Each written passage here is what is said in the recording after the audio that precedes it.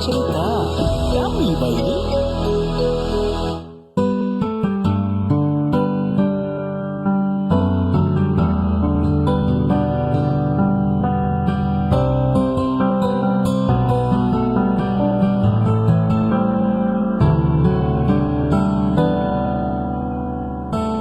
Waktu pertama kali kulihat dirimu hadir, rasa hatiku inginkan dirimu.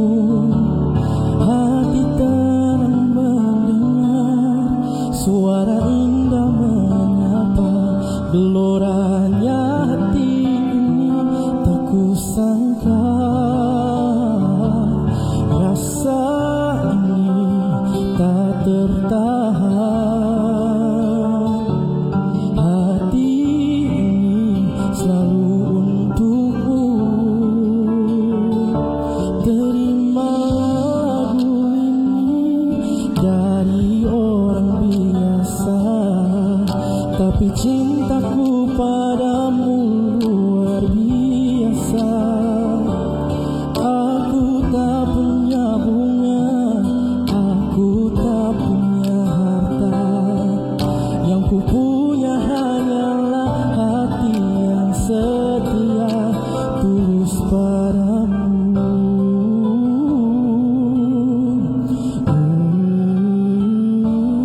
Hari-hari berganti, kini cinta pun hadir, melihatmu, memandangmu bagai bidadari. Lentik indah matamu, manis senyum bibirmu, hitam panjang rambutmu, anggun terikat. Rasa ini tak tertahan, hati ini selalu untukmu. Terimalah lagu ini dari orang biasa, tapi cintaku padamu luar biasa. Aku tak punya bunga, aku tak punya harta, yang ku punya hanyalah hati yang setia, tulus padamu.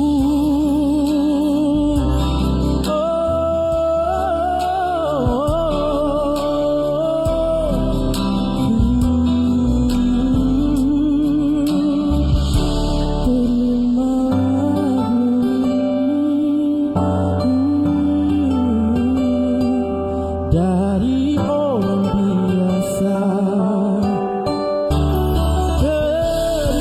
terimalah lagu ini dari orang biasa, tapi cintaku padamu luar biasa. Aku tak punya bunga, aku tak punya harta, yang ku punya hanyalah hati yang setia, yang ku punya hanyalah hati yang setia.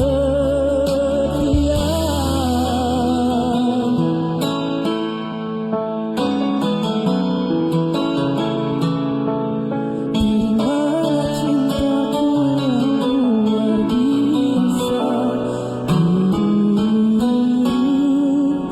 tulus padamu.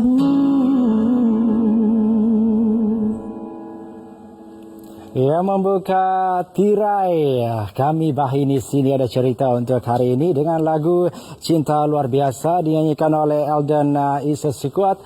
Ini merupakan lagu yang dinyanyikan ataupun penyanyi asalnya adalah Anmesh Kamaleng. Betul. Dan hari ini nampaknya tirai kami ini dibuka dengan sebuah lagu yang cukup lunak dan merdu, terbuai kita seketika ya Larry. Ya, terbawa-bawa seakan-akan dibuat mimpi. Tapi apapun, anda sudah menyaksikan rancangan kami ini pada hari ini bersiaran secara langsung seperti biasa. Hari ini untuk edisi 15 Januari 2024, minggu ketiga untuk tahun 2024 ini, bersama saya Enza Vira dan saya Larry, dan terima kasih kerana terus bersama kami dalam rancangan Kami Baik ini setiap hari Isnin. Dan esok ada ulangannya di TV OK jam 3.30 petang. Betul. Yang pastinya Larry, dalam rancangan Kami Baik ini ada banyak cerita kita akan bawakan kepada anda. Tapi sebelum itu, terlebih dahulu jangan lupa untuk terus ke Facebook kami. Anda boleh saksikan di kaca televisyen anda pada ketika ini. Apa yang perlu anda buat, cuma keluarkan telefon bimbit dan scan QR code untuk membawa anda ke pautan Facebook. Ya, betul. Ini memudahkan anda untuk mencari akaun rasmi untuk mengikuti perkembangan terkini rancangan di RTM, khususnya di Sabah. Betul. Baik, dan juga terus boleh terus ke Instagram kami, ke TikTok, dan juga jangan lupa untuk terus saja muat turun aplikasi RTM Klik. Download RTM Klik ni di mana-mana pun boleh kita menyaksikan cakap RTM. Asalkan ada talian internet. Ya, betul. Baik, dan kita juga ingin berkongsi kepada anda satu maklumat yang sangat penting untuk anda ketahui. Adakah anda telah mendaftar di dalam sistem PADU, yang mana ini merupakan sebuah sistem pangkalan data utama yang menyimpan data ataupun menguruskan data rakyat Malaysia. Setakat ini 1,93,124 rakyat Malaysia telah pun berjaya mendaftar. Jadi adakah anda telah mendaftar atau belum? Untuk memastikan anda memudahkan anda untuk menerima bantuan daripada kerajaan, seharusnya anda perlulah mengisi borang di dalam sistem PADU ini, sama ada melalui portal ataupun melalui orang kata pejabat digital ekonomi ataupun PEDI. Sudah? Belum? Sudah? Dah. On the way. Akan datang. Tapi apa-apa pun kepada anda, dan seperti biasa kami bahagia ini membawakan kepada anda 3 rancangan ataupun 3 segmen yang utama, iaitu segmen yang pertama, segmen Sabah Sana Sini, seterusnya Jawab Dulu dan On Siko Teka. Jadi kita saksikan apakah yang menarik. Tunggu ini.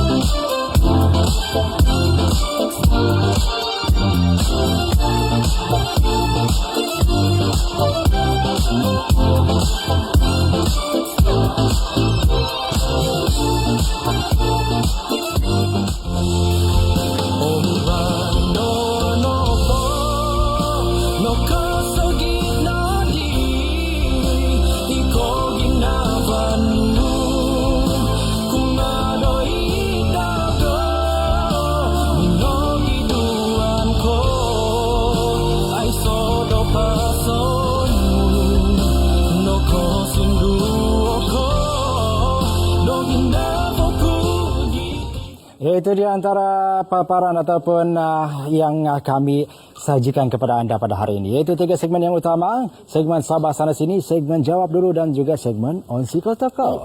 Banyak menarik sebenarnya. Tapi sebelum kita ke segmen yang seterusnya ni, Larry suka makan keropok pisang ataupun kerepek pisang lah suka. Minum petang.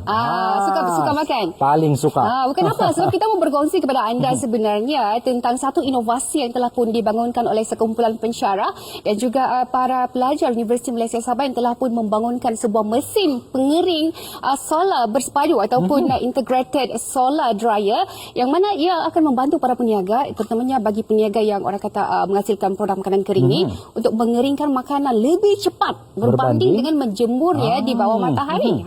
Jadi kepada anda, mau tahu apakah inovasi ini? Jom kita terus saja saksikan segmen ini, Sabah Sana Sini.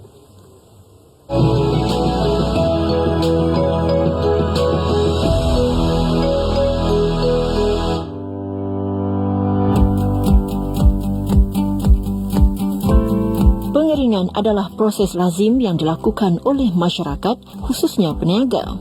Pelbagai aktiviti harian memerlukan proses pengeringan seperti bahan makanan mahupun hasil-hasil pertanian dan laut. Pengeringan diperlukan untuk membuang kandungan air agar tahan lama, memudahkan kerja penghantaran dan membolehkannya disimpan lama, selain untuk menghasilkan produk makanan kering. Di sebalik kewujudan pelbagai mesin pengering di pasaran, Masyarakat, peniaga mahupun pengusaha industri menggunakan kaedah menjemur secara terbuka di bawah sinaran matahari. Kaedah itu mudah dan percuma, namun mendatangkan masalah akibat terdedah kepada pencemaran udara selain menjejaskan kualiti dan kebersihan produk. Masalah tersebut mendorong sekumpulan pensyarah dan pelajar Universiti Malaysia Sabah UMS yang diketuai Pengarah Pusat Pengurusan Inovasi dan Pengkomersilan UMS, Profesor Madya Dr. Gideon Adrian Jonaun, menghasilkan prototipe mesin pengering dinamakan mesin pengering solar bersepadu atau Integrated Solar Dryer (InSolar). Mesin yang mengambil masa 6 bulan untuk disiapkan pada 2019 itu turut mendapat kerjasama daripada Universiti Malaysia Kelantan. Banyak komuniti kita, pengusaha ikan kering, sayur dan macam-macam, mereka mengeringkan ikan di tempat terbuka. Dan kita maklum pengeringan seperti itu terdedah kepada pencemaran. Dan memang kita kerjasama dengan komuniti dan hasil daripada respon para pengguna di luar sana, mereka mahukan mesin pengering yang lebih panas, yang lebih banyak bahan-bahan boleh dikeringkan. Berkapasiti 50 kg, InSolar ini dilengkapi 3 komponen utama iaitu pengumpul haba suria, ruang pemanasan dan cerobong yang merupakan komponen penting dalam proses pengeringan. Yang pertama ini komponen dinamakan sebagai solar heat collector. Seperti yang kita nampak di sini, ini merupakan besi ataupun sejenis bahan yang telah kita letak di dalam dan kita ada penutup ini. Tujuan supaya apabila matahari mengenai permukaan ini, matahari akan memanaskan dan ini akan menyebabkan udara panas di dalam ini akan masuk ke dalam komponen yang kedua iaitu rumah hijau ataupun ruang pemanasan. Nah, dalam ruang pemanasan ini, di sinilah kita punya proses pengeringan berlaku. Dan seperti yang kita nampak di sini, ini adalah tray di mana kita meletakkan bahan-bahan yang dikeringkan. Nah, udara panas daripada solar heat collector tadi akan masuk melalui pipe ini. Dan pipe ini kita letak di bawah dan di belakang ini ada lubang-lubang. Jadi udara panas nanti itu akan keluar dari lubang ini dan akan masuk ke dalam ruang pemanasan ini. Nah, komponen ketiga yang saya jelaskan sebentar tadi adalah ini, ada dua ini. Ini dinamakan sebagai cerobong atau chimney. Nah, lazimnya orang buat chimney ini di atap, tetapi ini kita julur panjangkan keluar ke dalam ruang pengeringan ini. Nah, ini sebenarnya memberi banyak manfaat sebab ini akan memaksa udara yang naik ke atas perlu turun semula untuk keluar melalui chimney ini. Jadi dengan direka bentuk seperti ini menyebabkan udara dalam ruang ini panas dan adanya perolakan udara yang tinggi dan seperti yang kita maklum dalam proses pengeringan ini kita memerlukan suhu yang panas dan juga pengudaraan yang baik. Dengan dua kombinasi udara panas secara aktif dan pasif, InSolar ini mampu menghasilkan suhu yang tinggi sehingga mencecah 65 darjah Celsius yang merupakan suhu optimal dalam pengeringan kebanyakan bahan-bahan seperti sayur dan ikan. Produk hasil pengeringan bukan sahaja bebas pencemaran tetapi menjimatkan masa kerana proses pengeringan menjadi lebih singkat. Menariknya lagi, proses pengeringan juga boleh dilakukan pada waktu malam meski tiada cahaya matahari kerana inovasi InSolar ini turut dilengkapi sistem hybrid yang membolehkannya beroperasi. Bersama dengan saya adalah pelajar tahun akhir Budi Setiawan dan Budi dalam proses kajian beliau untuk mengeringkan sampel pisang. Kajian-kajian beliau sebelum ini, pisang ini mengambil masa hanya kurang daripada 5 jam, sudah mencapai tahap kekeringan yang optimal dan boleh dimakan begitu saja. Jadi inilah kelebihan inovasi kita. boleh dioperasi secara mode solar sepenuhnya tanpa elektrik, yaitu dioperasikan pada waktu siang seperti sekarang ini. Jadi model ini boleh digunakan apabila para pengguna menggunakan secara komersial, di mana mereka perlu mengeringkan sampel itu selama 24 jam berterusan. Hasilnya, kelebihan inovasi Insolar telah mengharumkan nama UMS apabila memenangi anugerah terbaik keseluruhan pertandingan Rika Cipta antara Universiti Awam Malaysia Pencipta pada 2022 dan merangkul pingat emas dan anugerah khas The Star of New York di Jena, Jerman tahun lalu. Di peringkat negeri, UMS kini sedang bekerjasama dengan sebuah syarikat teknologi tempatan untuk pengkomersilan inovasi Insolar, manakala di Semenanjung, pengkomersilannya dikenalikan Universiti Malaysia Kelantan.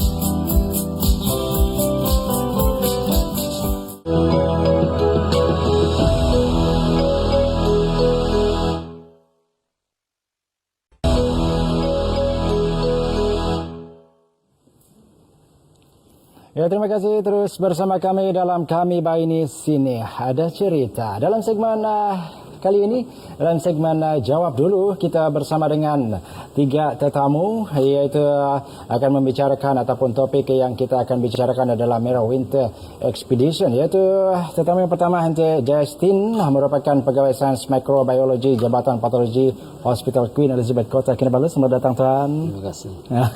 Dan tetamu yang kedua adalah Florencia Grace Gainus, iaitu seorang juru teknologi makmal perubatan Jabatan Patologi Hospital Queen Elizabeth Kota Kinabalu. Selamat datang. Ya, terima kasih. Dan tetamu kita yang ketiga ialah Shatna Kennedy Liu, merupakan pemandu pelancong berleseng kecakapan jenis kembara. Selamat datang. Terima kasih, Tuan. Apa kabar? Baik. Masih terasa penat mendaki? Masih teringat sejuknya. Sedikit lah. Tidak apa. Jadi kita saya rasa para penonton pun cukup tertanya-tanya, apakah pengalaman, bagaimana perjalanan sepanjang melalui cabaran mendaki ataupun menawan puncak merah ini. Jadi, Chef Florencia, sebagai kali pertama yang menjejakkan kaki di kawasan pergunungan Himalaya, bukan sesuatu yang mudah, sudah pasti sesuatu yang agak sukar. Sebab berbeza dengan Gunung Kinabalu tanpa ais. Jadi mungkin boleh kongsikan apakah pengalaman yang tidak dapat dilupakan ataupun pengalaman yang sampai kini pun masih segar dalam ingatan. Bagi Chef Florencia. Ya, bagi saya, sebab saya pertama kali ke Nepal, jadi saya tidak menyangka dia punya suhu di sana sangat sejuk. Saya tahu dari Cik Satna dan Cik Justin yang tempat itu sejuk, tapi saya tidak tahu dia sangat sejuk. Jadi saya pernah struggle untuk tidur sebab terlampau sejuk, sampai saya buka heat pack untuk memanaskan badan. Dan dia punya trail perjalanan pun saya tidak sangka dia akan sangat curam, dan sebab dia berais dan masa yang sama juga suhu dia juga sangat sejuk. Yang paling saya tidak lupa, kami dalam perjalanan ke summit, kami perlu melompat satu yang kami panggil crevasse. Dia satu jurang yang dalam lah. Kami kena lompat ke sebelah untuk naik summit. Dan sebab saya seorang yang sangat gayat, bila nampak jurang tu, jadi saya rasa kaki bergegar juga lah.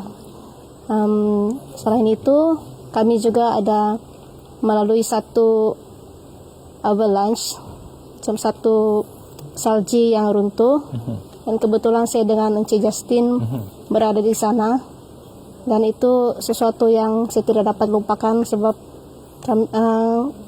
itu satu benda yang baru buat saya. Bagi mungkin jika saya sendiri yang melalui sudah berputus asa sebab naik pokok yang tinggi sikit pun sudah gayat. Tapi satu kejadian yang cukup membanggakan bagi kita, bukan sahaja untuk diri Chef Florencia sendiri, tapi kami yang tidak terlibat pun turut terasa bangga dengan pencapaian ketiga-tiga pendaki kita ini. Jadi bagaimana pula dengan Encik Shatna? Bagaimana mungkin ada sebagai pendaki yang melaksanakan aktiviti-aktiviti seumpama ini, satu cabaran yang sangat mencabar. Jadi mungkin ada tips yang boleh kongsikan bagaimana untuk melatih tubuh ataupun membuat latihan. Terima kasih Tuan Larry. Untuk pengetahuan Tuan, kami punya misi pendakian Merah Peak ini kami sudah rancang setahun sebelum. Jadi saya punya perancangan kali ini lebih baik daripada 2016. Pada 2016 kami ada buat juga ekspedisi yang hampir sama bersama dengan Encik Justin, yaitu pendakian ke 6.000 meter ke 6.119 meter. Okey, tetapi pada masa itu saya gagal. Saya gagal dan itu satu tamparan yang sangat hebat bagi saya lah. So untuk pendakian kali ini saya ubah strategi saya. Saya jaga kesihatan dan latihan yang saya buat pun pada tahap sederhana, bukan macam sebelum ini pergi gym, pergi naik gunung ini, Gunung Kinabalu, semua tu bawa beban yang sangat berat.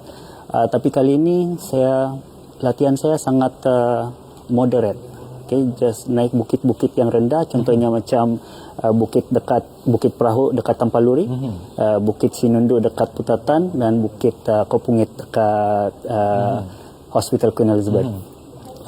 Tetapi dengan membawa beban 20 kilo lah, itu untuk training. Tetapi masa dekat Merah tu kita tidak membawa beban begitu banyak. So saya juga menjaga permakanan. Semasa kami berada di Nepal, kami sudah merancang untuk menjadi seorang vegetarian. Okay, sepanjang masa itu sebab ini untuk mengelakkan risiko kena cirit-birit, diarrhea. Okay, bila terkena diarrhea itu antara salah satu faktor yang boleh menyebabkan kamu gagal sampai ke puncak. Tetapi kena juga.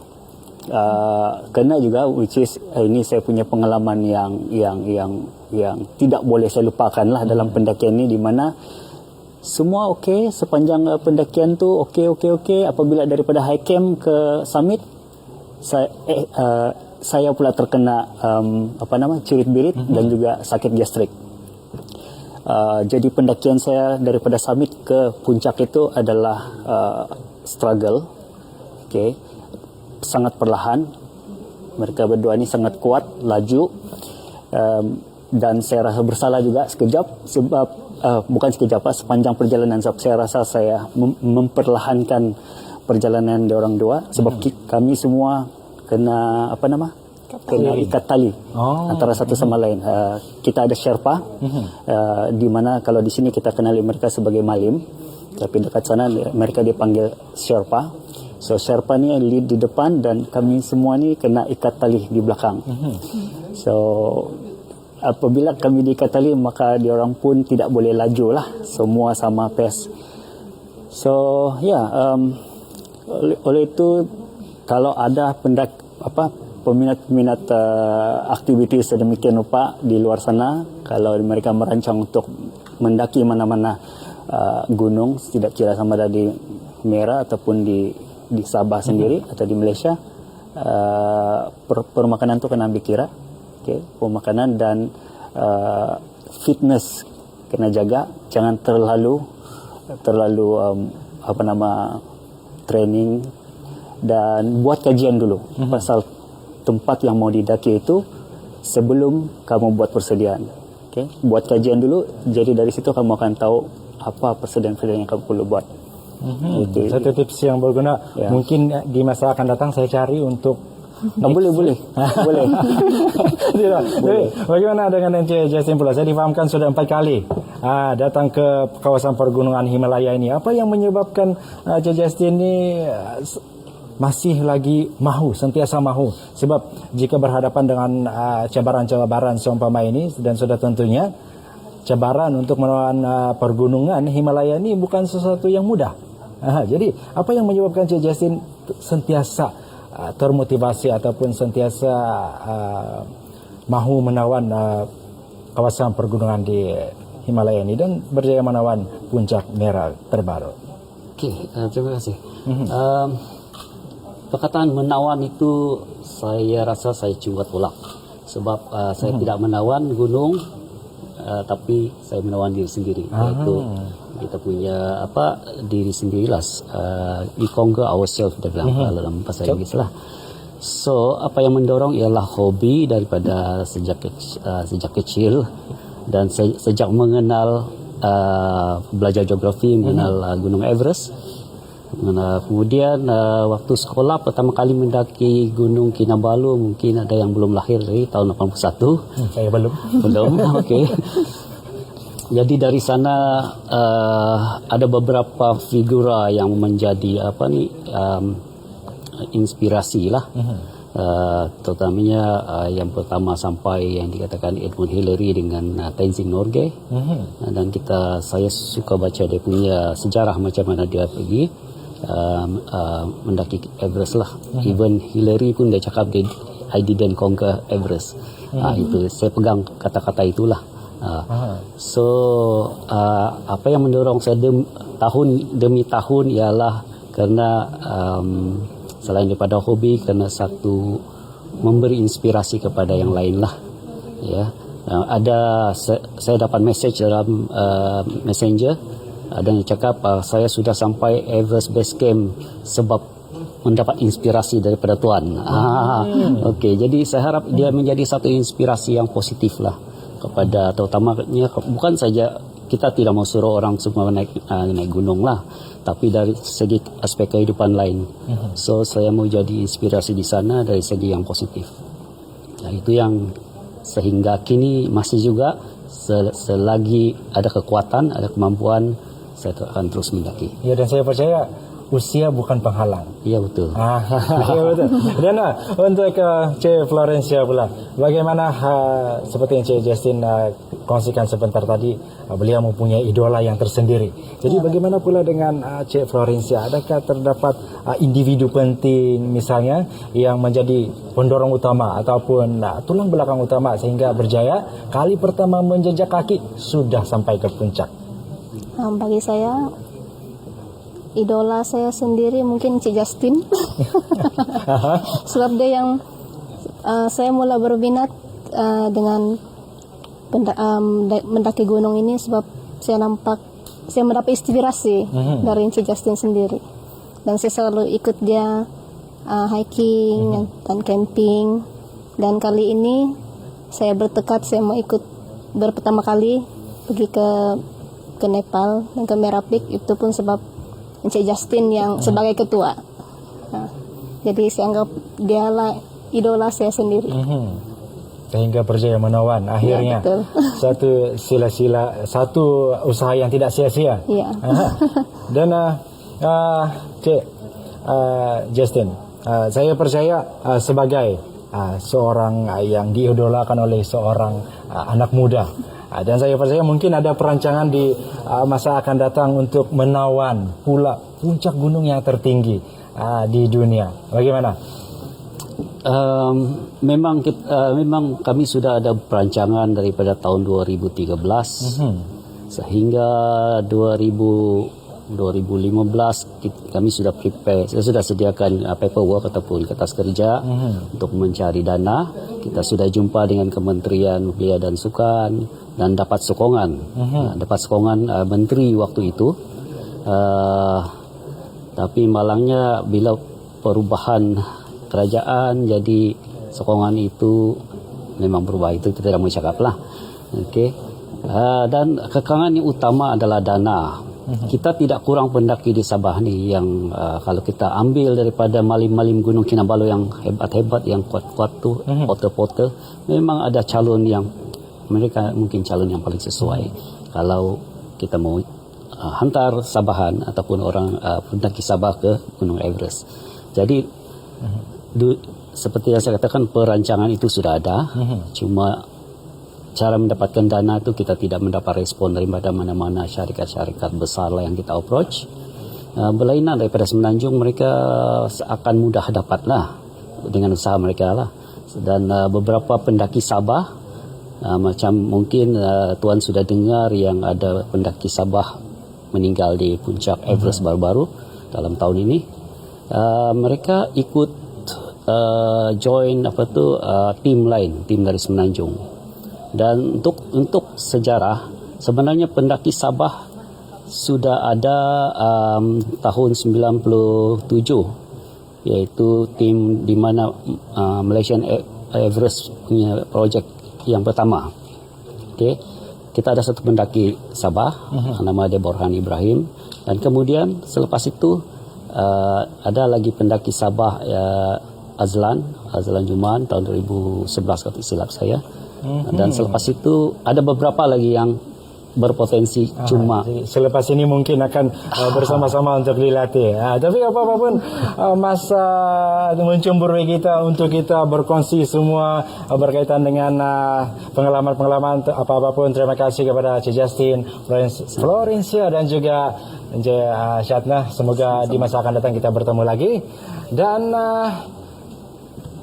Sabah merupakan salah satu tempat ataupun negeri yang kaya dengan keunikannya. Dan salah satu keunikan di negeri ini adalah tamu ataupun orang tempatan panggil sebagai badi. Jadi apakah yang menarik tentang tamu ataupun badi ini kita saksikan.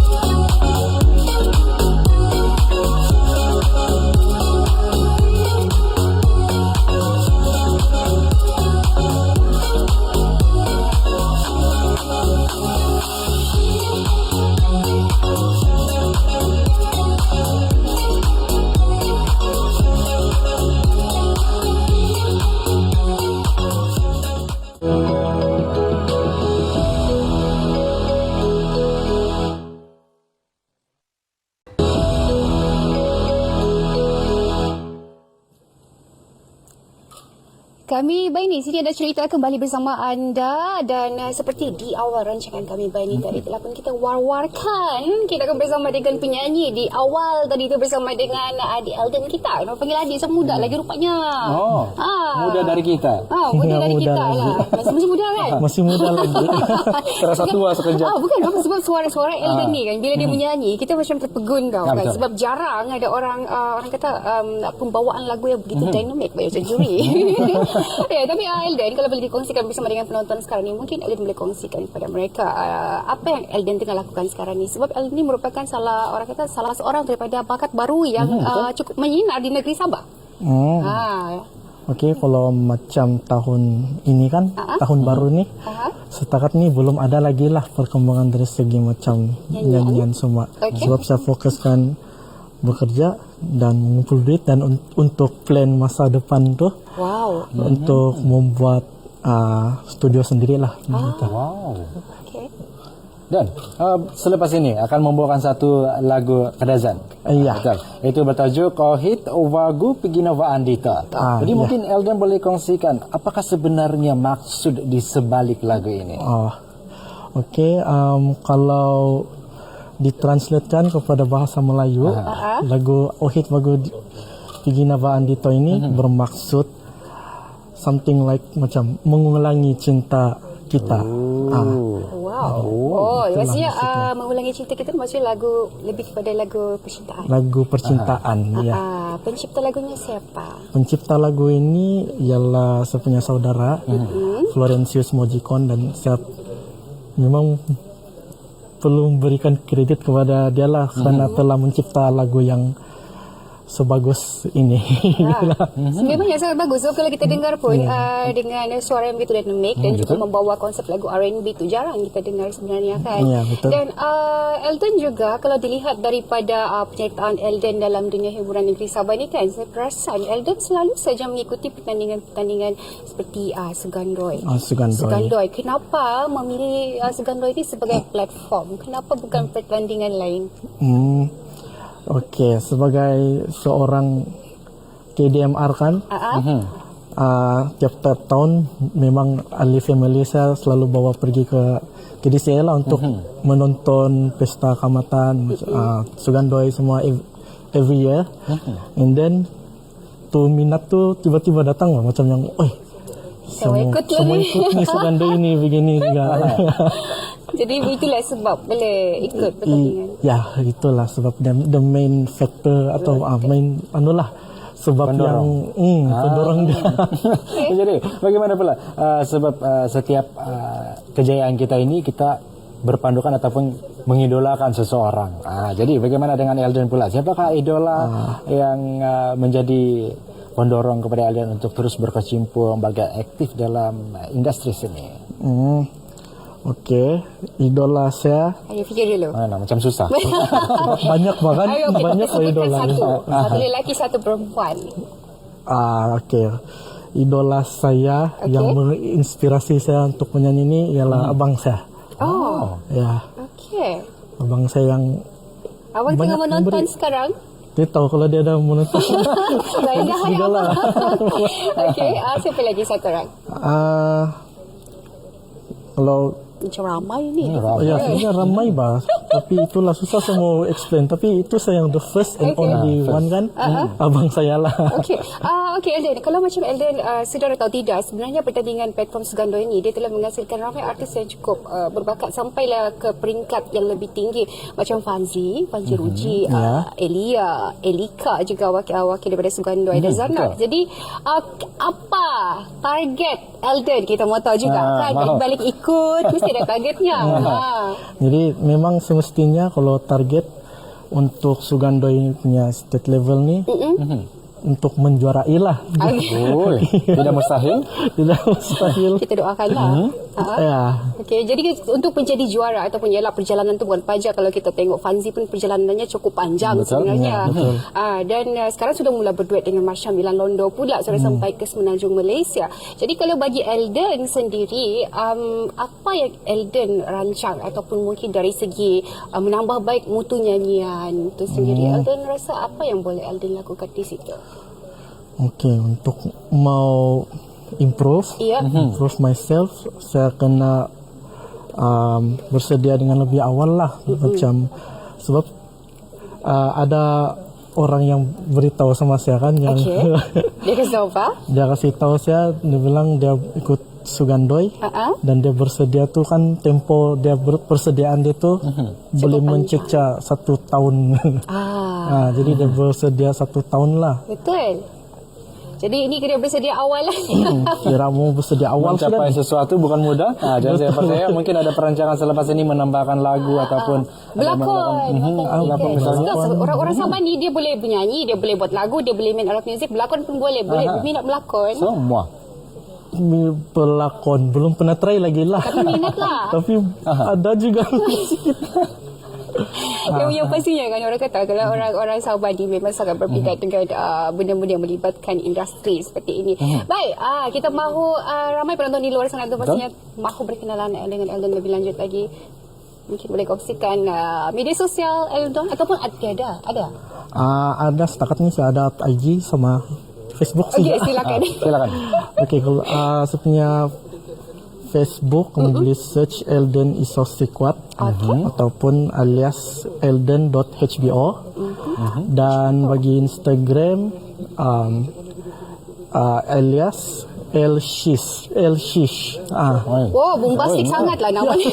Nama glamour. Gitulah Gen Z kan sekarang. Ya, apapun kita harapkan agar Eldon akan maju jaya, semakin orang kata mempunyai suara yang semakin mantap, dan mudah-mudahan satu hari nanti kita akan bertemu Eldon di pentas juara Sugandoi Keamatan 2000. Tak tahu lagi bila.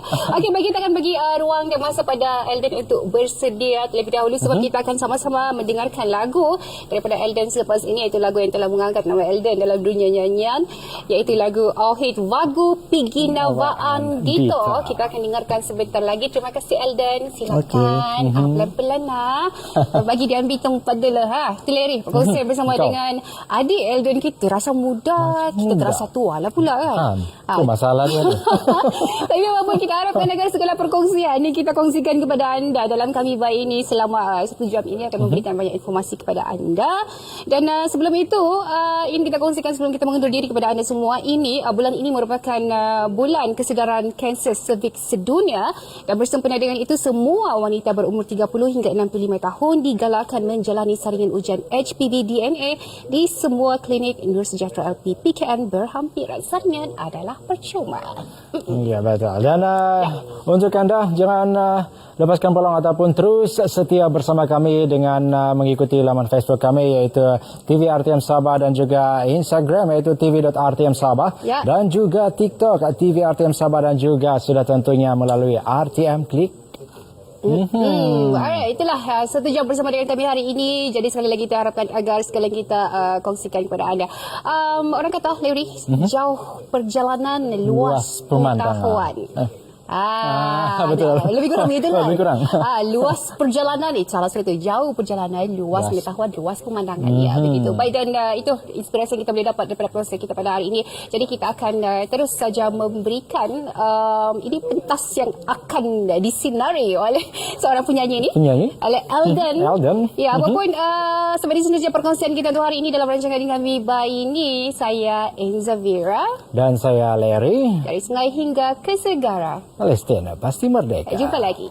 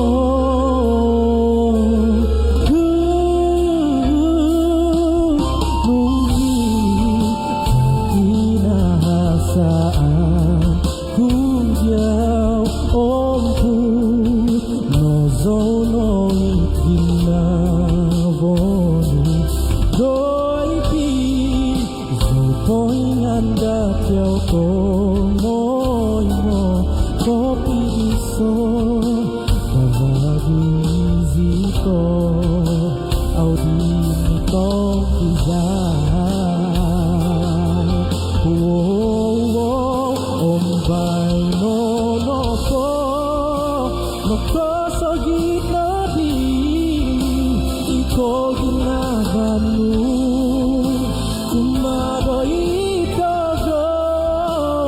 no giduan ko. Sodo pasono no kosundu oko doging na boku diti aham sanzoda do isan tadau kopi gudi bagu todo madu bom ya gadi pogu